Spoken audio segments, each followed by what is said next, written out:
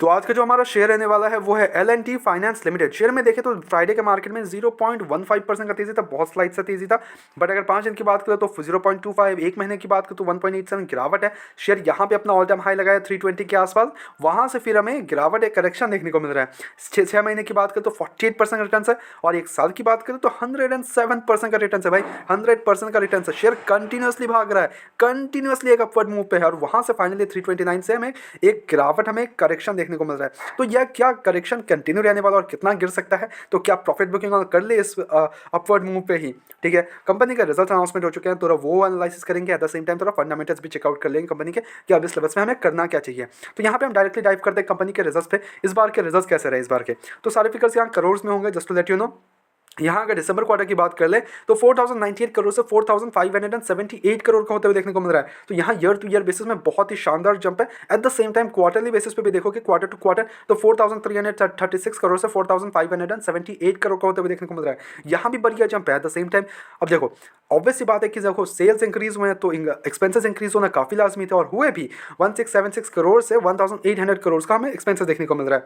Operating profit की बात करें तो 2422 करोड़ से 2778 करोड़ का होते हुए देखने को मिल रहा है। अब जो ऑपरेटिंग मार्जिन है वो 59% से 61% का होते हुए देखने को मिल रहा है। तो ऑब्वियस सी बात है कि ऑपरेटिंग मार्जिन इंक्रीज हुआ है तो इनका जो EBITDA है वो भी इंक्रीज होते हुए देखने को मिलेगा। मिला भी 2422 करोड़ से 2778 करोड़ का। अब यहाँ पे इंक्रीज देखने को मिला तो नेट प्रॉफिट ऑब्वियसली अच्छी बात है कि इंक्रीज देखने को मिल रहा है। 626 करोड़ से 738 करोड़ का होते हुए देखने को मिल रहा है। तो यहाँ पे भी बढ़िया जंप है। अब वही अगर बात करें तो अर्निंग पर शेयर, तो एवरी सिंगल बेसिस पे अगर अच्छे जंप दिए हैं तो ऑब्वियस सी बात है कि एक्सपेंस अर्निंग पर शेयर तो इंक्रीज होने थे, तो 2.51 से 2.95 होते हुए देखने को मिल रहा है। तो यहाँ पे भी बढ़िया जंप है। तो इसका इम्पैक्ट कहाँ देखने को मिलेगा, इसका इम्पैक्ट देखने को मिलेगा हमें स्टॉक का पीई में। स्टॉक का पीई हमें अंडर वैल्यूड फिर से हमें कम होते हुए देखने को मिलेगा। अंडर वैल्यूशन नहीं, because share already upward move पे है, तो उतना बड़ा मूव देने के लिए चांसेस कम है, but still it will give an good हमें जंप देखने को मिल सकता है due to this companies results, because results are actually good, no doubt in this. But यहाँ पे जो मैं नोटिस करवाना चाहूँगा ये है कि अभी जो स्टॉक का पी है वो 26 के अराउंड है, इंडस्ट्री भी 21 के अराउंड है, तो थोड़ा सा ओवर वैल्यूशन है। But at the same time अब जब नेट इनका जो अर्निंग पर शेयर है वो अच्छा आया है, तो यहाँ पे भी थोड़ा सा एडजस्टमेंट हो सकते हैं, बट इतना ज़्यादा नीचे नहीं आने वाला। Okay, just to let you know, इतना ज़्यादा नीचे नहीं आएगा अभी। शेयर ऑलरेडी भाई ऑल टाइम हाई के आसपास बैठा हुआ है, तो यहाँ से हाँ थोड़ा बहुत अपवर्ड मूव देखने को मिल सकता है, बट यहाँ पे हमें सून न सून एक करेक्शन देखने को मिल सकता है, तो उसके लिए भी अवेयर रहो। ओके, बिकॉज शेयर ऑलरेडी पूरे एक साल में एक बढ़िया रिटर्न बना के दे भाई, पैसा डबल वैसे ही कर चुका है कंपनी, वैसे ही डबल कर चुका है। ठीक है, तो यहाँ पे थोड़ा सा हमें थोड़ा सा सावधान हो जाओ, थोड़ा सा हमें बाय ऑन डिप करो इसको, अगर आपको फ्रेश एंट्री के लिए आप जा रहे हो तो बाय ऑन डिप करना ज़्यादा प्रेफरेबल है। अब देखो कंपनी के results are no doubt and बहुत ही शानदार है। In every single quarter they are generating good amount of revenue, good amount of net profits and all, good amount of sales are generating good amount of operating margin, they have great results, no doubt in this. In every single quarter in every single year they are generating good sense. But यहाँ पे अगर बात कर ले market cap तो 74,000 करोड़ के आसपास आ चुका है। अब वही अगर ROC ROE देखें तो ROE 10.8 के अराउंड है, ROC 8.7 में, तो इट्स नॉट लाइक कि बहुत कुछ एक्स्ट्रा ऑर्डिनरी है, नॉट एट ऑल। अब वही अगर हम डेप्थ की बात, सॉरी डेप्थ हम देखेंगे नहीं, बिकॉज ये एक फाइनेंस वाली कंपनी है, तो हम ऑब्वियसली डेप्थ वगैरह इसमें नहीं चेकआउट करते हैं। ऑपरेटिंग मार्जिन की बात कर ले तो 61% का ऑपरेटिंग मार्जिन है, प्रॉफिट ग्रोथ 10% का है। Operating margin no doubt great है। पीजी रेशियो 0.58 के आसपास है। और वही अगर इन्वेस्टर्स की बात कर ले तो 66% की होल्डिंग अभी भी प्रमोटर्स के पास है, मेजर स्टेक अभी भी प्रमोटर्स होल्ड करते हैं, बट जो इनके पास FIS की होल्डिंग है वो 6.66 है। दे आर इंक्रीजिंग स्लाइट हमें इसका बढ़ते हुए देखने को मिल रहा है। बट वही अगर DIS की बात कर ले, they are increasing like crazy.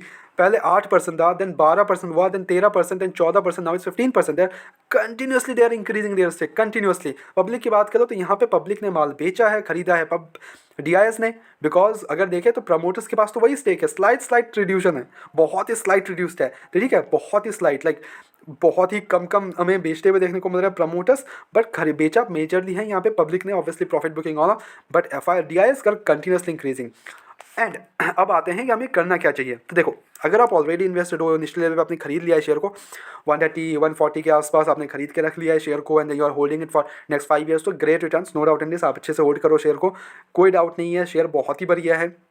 And especially this finance wali companies are like gem in the future. Obviously the gold financing things, the car financing, home financing, they will be in future, they obviously will be like most revenue वही generate करेंगे। At the same time इसको अगर आप long term hold कर रहे हो तो ज़्यादा प्रेफरेबल है। ओके, अब शॉर्ट टर्म में यस थोड़ा सा हमें ये देखने को मिल सकता है कि प्रॉफिट भी आ जाए थोड़ा सा, तो प्रॉफिट बुकिंग में हमें क्या करना है, हमें एड अप करना है, वहाँ पे हम एकोमोडेशन जा सकते हो। फ्रेश एंट्री के लिए आई वुड से कि देखो इतने ऊपरी लेवल पे इसको खरीद के कोई फायदा है नहीं अभी के लिए, तो आई वुड से कि देखो एक बाय ऑन डिप अगर आता है, तो अगर डिप आता है तो उसमें जाओ, उसमें बाय ऑन करो, वहाँ अगेन डिप आता है देन अगेन बाय करना, तो वहाँ पे 25% डालना या फिर 10% डालो, 20% डालो, देन अगेन डिप आता है देन अगेन 25% डिप्लॉय करो या फिर 10% डिप्लॉय करो, 20% जितना आप डिप्लॉय करना चाहते हो इस शेयर में वैसे करके डिवाइड अप करके कि 10% डिप्लॉय करेंगे तो हम 10% कर सकते हो, बिकॉज ऑब्वियसली बहुत ऊपरी लेवल पे अभी भी शेयर बहुत हाई लेवल पे ट्रेड करते हुए देखने को मिल रहा है, तो कभी ना कभी एक थोड़ा सा प्रॉफिट बुकिंग वाला देखने को मिल सकता है, तो उसके लिए भी अवेयर रहो। ओके, बट हमारी तरफ से यहाँ पे कोई भी बाय एंड सेल कमीशन बिल्कुल भी नहीं है, तो don't take as a buy and sell commission. मेरा कोई भी video buy and sell commission बिल्कुल भी नहीं होता, मैं यहाँ पे ओनली सजेशन देता हूँ, एजुकेशन पर्पस के तौर पे वीडियो को बनाता हूँ ऑब्वियसली। और अगर पूरी तरीके से एनालिसिस आपको पूरा कंपनी के बारे में एनालिसिस करना है कि यह कंपनी करती क्या है, बहुत सारी चीज़ें हैं ऑब्वियसली एक वीडियो में, तो ऑब्वियसली उतना सारा कवर्स करना it will little bit hard. यहाँ पे खाली मैं फंडामेंटल एनालिसिस करता हूँ कंपनी के कि कंपनी कैसा परफॉर्म कर रही है, द रिजल्ट्स, द इन्वेस्टर्स का क्या सीन है, समरी में क्या क्या है आपके लिए इंपॉर्टेंट थिंग्स क्या है, तो वो सारी चीज़ें ट्रैक करते हैं। ठीक है, अदरवाइज आपको पूरा एक लंबा वीडियो पूरा एक it will little bit hard for every single one. आपके लिए भी बोर्ड है, हमारे लिए भी बोर्ड है, इतना ज़्यादा अगर रिसर्च करने जा रहे हो आप। ठीक है, हालांकि आप अगर स्विंग ट्रेड के हिसाब से जा रहे हो देन रिजल्ट बेसिस पे यस थोड़ा सा मूव देखने को मिल सकता है। हमारी तरफ से यहाँ पे कोई भी बाय एंड सेल कमीशन बिल्कुल भी नहीं है, ओनली सजेशन है, तो प्लीज अगर सजेशन अपने एजुकेशन पर्पस के तौर पे वीडियो को देखो, go ahead do your own research as well and then make the investment blindly किसी भी विश्वास में इन्वेस्टमेंट्स ना करें। ऐसे रेगुलर अपडेट्स के चैनल को सब्सक्राइब करो, वीडियो को लाइक करो, मिलते हैं नेक्स्ट वीडियोस में।